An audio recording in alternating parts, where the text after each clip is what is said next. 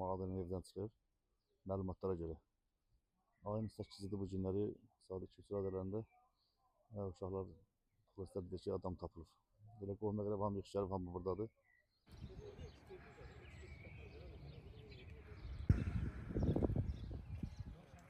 Abşeronda 42 yaşlı kişinin meyidi kanalda tapılıb. Hadisə Samur Abşeron kanalının Ceyranbatan qəsəbəsindən keçən hissəsində qeydə alınıb.